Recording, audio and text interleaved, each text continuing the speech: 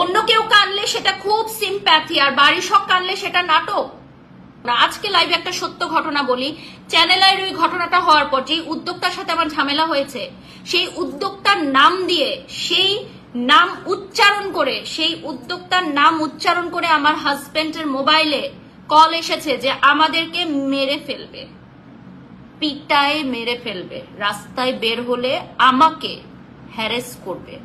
Call রেকর্ডটা আছে। আমি কি ওই উদ্যোক্তার সাথে কথা বলেছি? আমি কি এটা পাবলিকলি পোস্ট করেছি? না, করিনি। কারণ আমি ব্রেন দিয়ে খাটিয়েছি যে ওনার বোনের বিয়ে ছিল, উনি অনেক বিজি, উনি কাজ করার সময় নাই ওনার।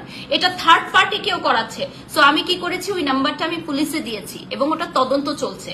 পুলিশ থেকে যখন ওই নাম্বারটা বের হয়ে আসবে, যেটা কার এনআইডি, সেই এনআইডিটা নিয়ে আমি ওনার কাছে যাব, উদ্যোক্তার কাছে যাব যে আপু দেখেন আপনার নাম বলে একটা কল আসছিল, আমি তখন আপনাকে ডিস্টার্ব করি নাই এবং আমি সোশ্যালিও এটা লিখি নাই যে দেখেন লাইভে চলে আসি নাই, দেখেন আমার নামে কল আসছে, কল রেকর্ড আছে।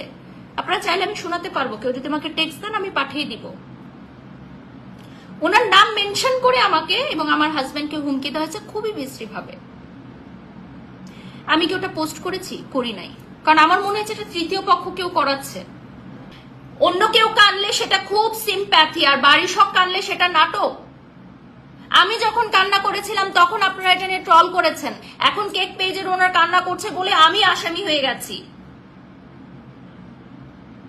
উদ্দেশ্য প্রণোদিত ভাবে আপনারা যেটা করতে চাচ্ছেন এটা ঠিক না। উপরে একজন বসে আছেন, উনি হচ্ছেন বিচারক, আদালতের বিচারের পরেও শ্রেষ্ঠ বিচার করেন যিনি। আমি সকল উদ্যোক্তা ভাই এবং বোনেদেরকে অনুরোধ করব, যারা কল রেকর্ডটা শুনেন নাই, পুরা কল রেকর্ডটা শুনবেন। না শুনে থাকলে আদালতের মঞ্চে শুনে নেবেন। কল রেকর্ডটা আমি করেছি, আমার ফেস সহ করা আছে কল রেকর্ডটা, নট শুধু ভয়েস, ফেস সহ করা আছে। ওখানে আমি স্ট্রিক্টলি বলে দিয়েছি যে আপনি আমাকে মেনশন করে, মানে আমার নামে আপনি মামলা করেন, যাতে এটা সাইবার ইউনিট বা সিআইডি থেকে তদন্ত করা।